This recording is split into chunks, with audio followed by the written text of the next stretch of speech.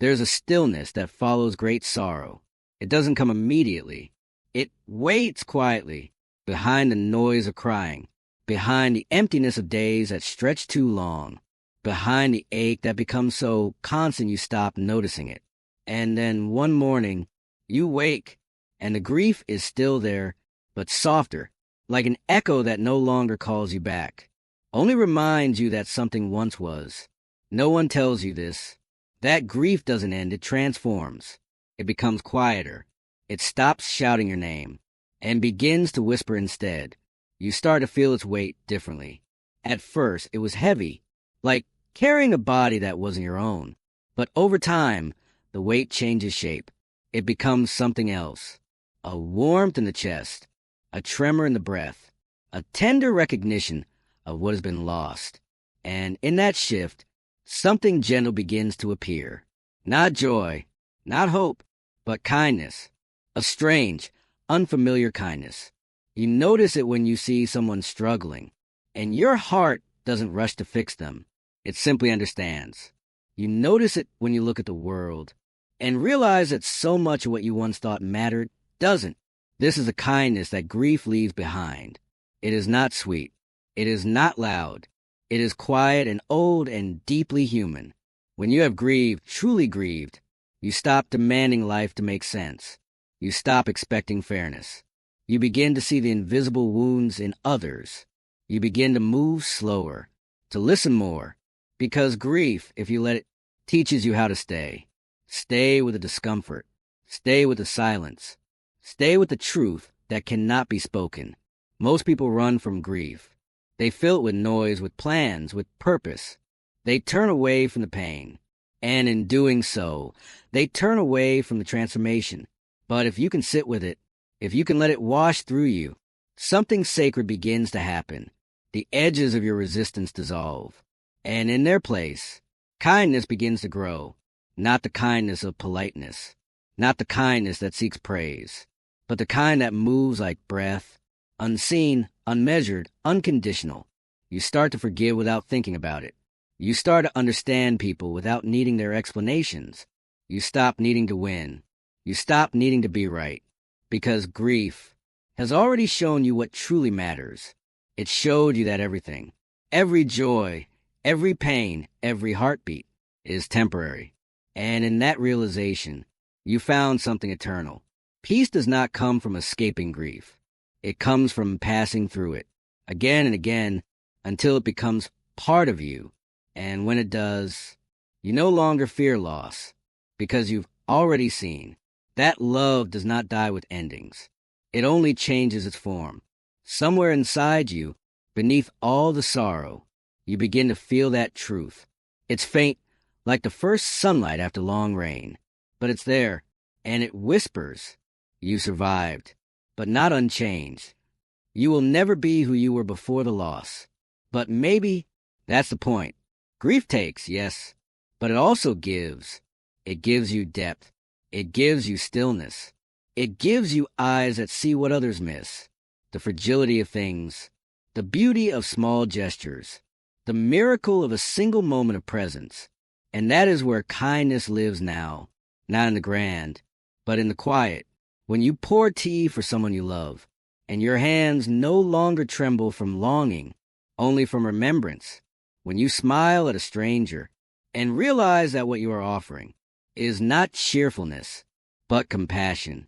This is what remains after grief has burned through you, not emptiness, but clarity, not despair, but tenderness.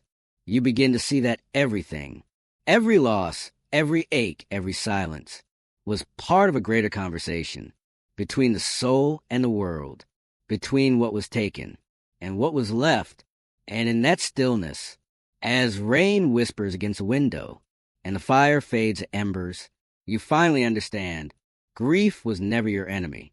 It was the door, and kindness was what waited on the other side.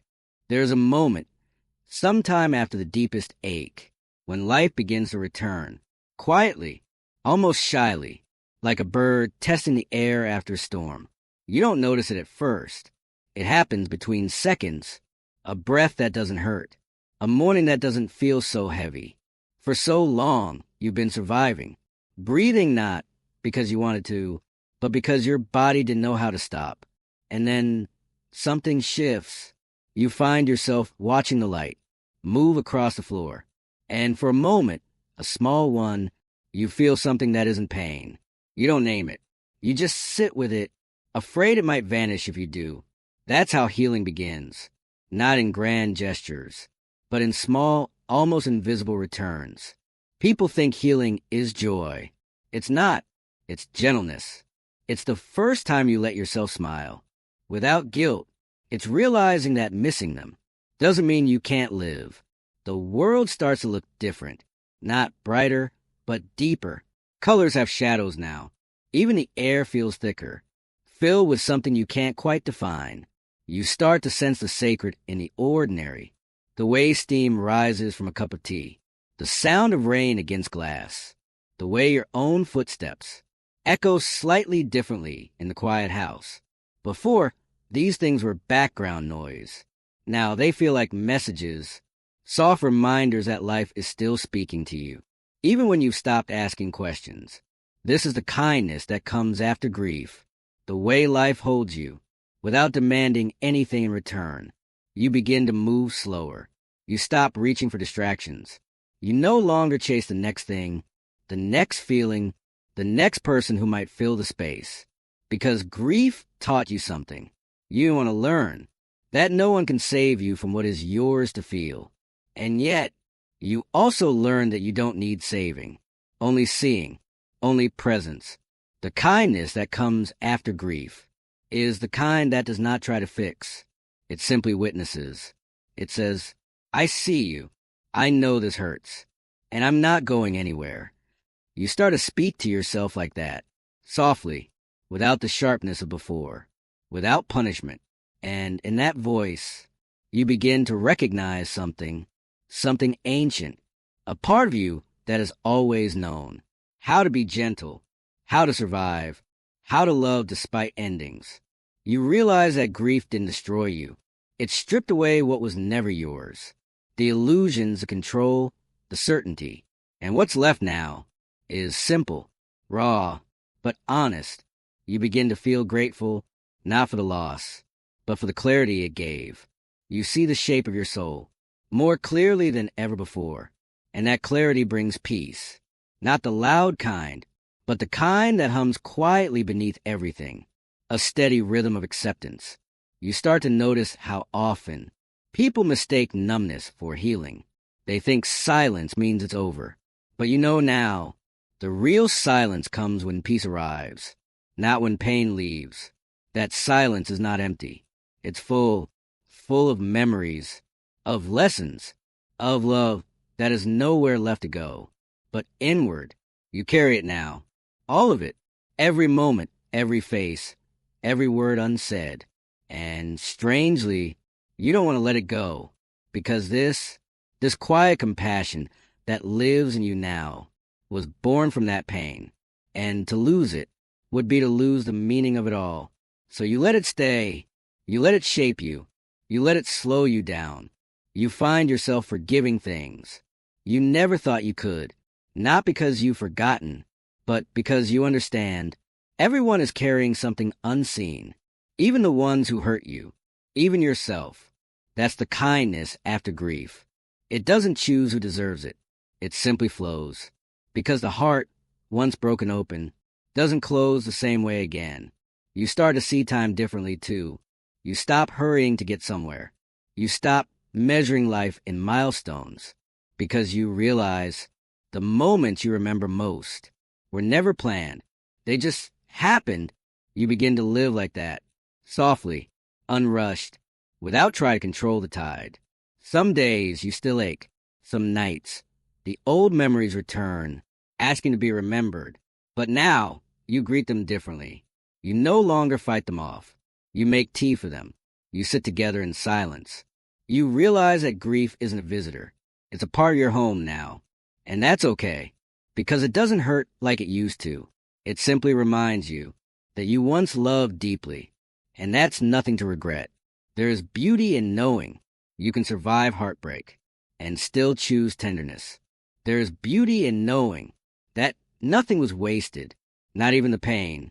And as you sit there, listening to the rain again, you notice, for the first time in a long time, you're not waiting for anything. The world feels still, and for a fleeting moment, you realize this is peace. Not the peace you imagined, but the one that found you. After everything else was gone, there comes a moment, quiet, unannounced, when grief no longer feels like drowning. It feels like standing at the edge of a lake at dawn. The air still heavy, but the water no longer pulls you in. You breathe, not deeply, not purposefully, just enough. And for the first time, you don't need to remind yourself to keep going. You simply do. That's when kindness begins. Not the kindness you show others, but the one that finally turns its gaze inward. The gentle, wordless understanding that the pain was never your punishment. It was your passage. You begin to see that grief was never your enemy. It was a slow teacher, one that asked for your surrender before it showed you its lesson. And what it teaches is not how to forget, but how to hold without breaking. You find yourself speaking softly to the parts of you that never healed. You say, "It's okay. You tried.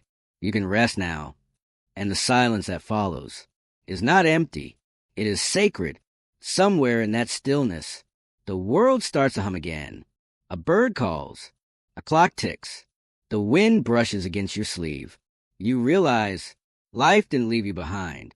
It was waiting, patiently, for you to sit down beside it. No more running.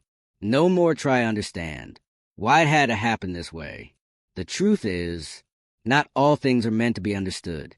Some are meant to be witnessed, to be held gently, like the memory of someone's laughter that still lives in the corners of your chest. You begin to forgive the silence, too, for how long it stayed, for how much it asked of you, for the nights when it felt like abandonment.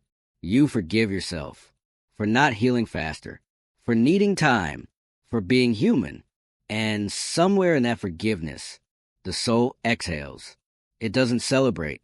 It softens, like rain on ash, like sunlight through old glass. You look back at the person you were when the grief first began, and you don't pity them anymore. You simply thank them for carrying the weight until you were ready to set it down, because that's what kindness is in the end, the willingness to stop demanding that your pain makes sense. It's sitting by the fire on a quiet evening, listening to the rain trace its path across the window, and realizing that this, too, is part healing. The world goes on, not as it was, but as it must, and you go on with it, not by force, but by grace. You begin to notice the small mercies, how morning light finds your hands again, how laughter returns in fragments, how certain memories stop cutting when they visit. It's subtle, so subtle that you almost miss it, but something inside you begins to unclench. Something says, yes, this is enough. The kindness that comes after grief is not loud. It doesn't announce itself with triumph. It arrives as a whisper, barefoot and patient. It lingers beside you, not to erase what was lost, but to remind you that nothing truly vanishes. It only changes shape. Love becomes memory. Pain becomes depth. And the soul, tired but open, learns to carry both. You start to see beauty where you once saw endings. You start to feel peace in the very places that once hurt to touch. And one evening, without realizing it, you stop waiting for the old life to return. You sip your tea. You listen to the rain. You let the fire crackle in its slow rhythm. And you feel something like gratitude, not for what happened, but for the quiet strength that followed. There's no resolution, no revelation, only this, a gentle beingness, unforced, unexplained. You understand now that the heart was never meant to remain unbroken. It was meant to open, again and again, until kindness became your natural state. The world hasn't changed, but you have, and somehow that's enough, because the soul, when it stops running, doesn't collapse. It returns, softly, completely, like rain returning to the sea. And there, in that unending circle of loss and grace, you finally see what it means to be alive, not perfect, not healed, but present. And that is the gentlest miracle of all.